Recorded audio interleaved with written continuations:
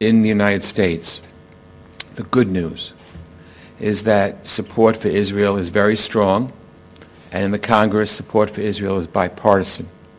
That means both parties very strongly back the U.S.-Israel alliance, and the U.S. stands with Israel.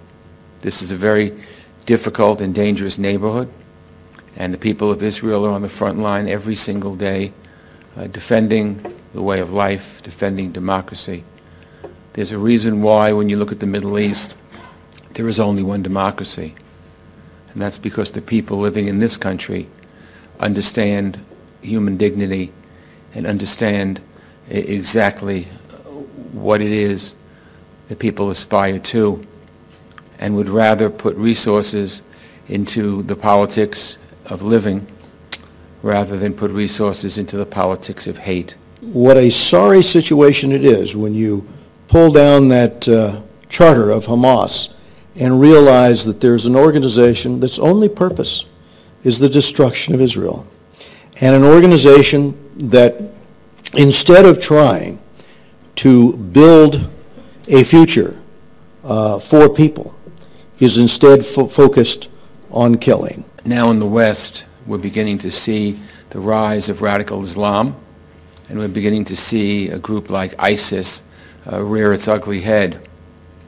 Well, Israel has confronted this kind of thing year in and year out, because Hamas and ISIS, it's the same. They want to achieve their political goals on the backs of terror. They want to deny the state of Israel's right to exist. Nobody can expect Israel to sit down with a terrorist organization and negotiate with them when the very premise of that terrorist organization is denying Israel the right to exist.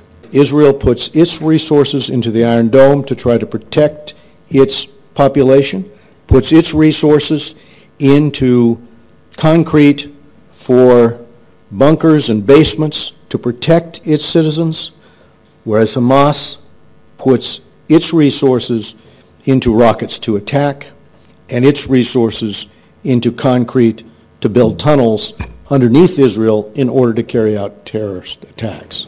The two resolutions we passed, which is replenishing money for the Iron Dome, was passed almost unanimously in a bipartisan fashion because it saves lives. The Iron Dome saves lives. With the development of the Iron Dome, what Israel has been able to do is not only better defend its own citizens, but probably by having that as an option to prevent greater loss of life all the way around. And the condemnation of Hamas for using its people as human shields. You know, anytime a civilian dies, it's a tragedy. It really is. But we have to look at why this happens. Hamas places its bombs and its missiles in where the human population is. So in mosques, in schools, even in the UN school,